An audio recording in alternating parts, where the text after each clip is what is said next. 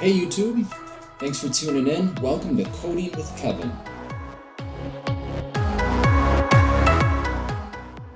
Today I want to get things kicked off with understanding my perspective on the 5 things you need to break into being a web developer in 2019. A little bit about me. I come from Wisconsin, currently live in the beautiful Arizona state, and I actually did not graduate from college. I went to school and I was a dance major, dropped out junior year because things just weren't fitting for me, spent quite a long time in customer service, decided, hey, I got to figure something out. And I took my first coding boot camp and got really blessed with making a couple good connections, getting my first internship.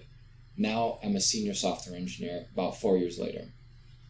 So it's not impossible to get into the industry being without a college degree. Matter of fact, I think being an IT or a web developer is one of the only advanced career paths you can get into without having a college degree. But really you need 5 things, in my opinion, to get started, to get your first job as either an intern or as a junior web developer.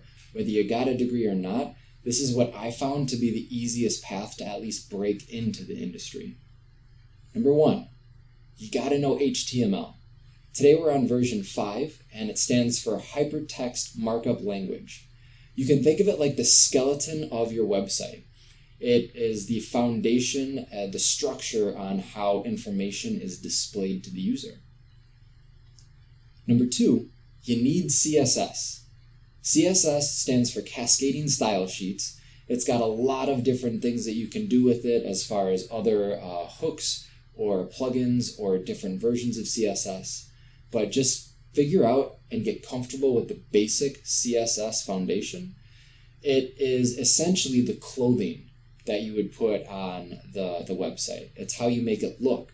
It's how you visually organize content. You can do some pretty cool animation effects with CSS. It really provides a good UI, user interface, and UX, user experience. And those are 2 keys that you're going to have to know when you start learning CSS. Number 3 is learn JavaScript.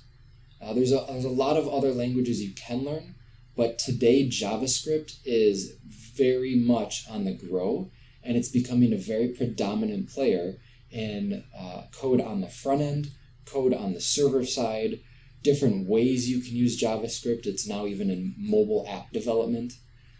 And you don't need to become an expert with it, but if you can get like the ground framework, understand if conditional statements, for conditional statements, understand what a function is, that's going to set you up really well to at least hit the ground as a junior web developer and intern.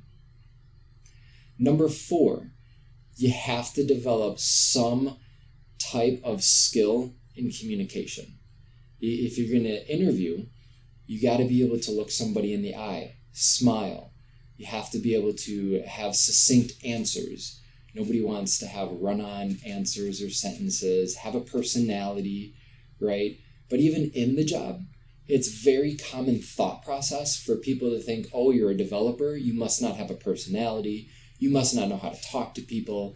And while it is very much true for a vast majority of developers, there are a lot of developers who understand now, hey, I need to develop communication skills to talk to issues with management, other coworkers to get along with, present my own ideas in a English format, especially if you're working at a startup. Chances are you're going to need to communicate with people who are in the process of making important decisions. Number 5, finally, I think you just need to have confidence. If you've gone through a boot camp, if you've gone through college, if you've built even a very simple website, keep going. Take another Udemy course. Take another boot camp if you can. freecodecamp.org, codecademy.com. There's a bunch of free resources out on the net to help you gain confidence that, hey, I've built 1 website, I built 2, 3, I've got a little bit of a portfolio now. I've got confidence that I can do the skills and the job necessary for a junior web developer or an intern. That's really it, guys. I can recommend a couple books for you on confidence. What to say when you talk to yourself is very big. And then also, I'll link that in the description below when I think of the next one. But guys, I think it's definitely a really good time to get started in the industry. I think becoming a web developer is a very good choice. I don't care what ethnicity you are.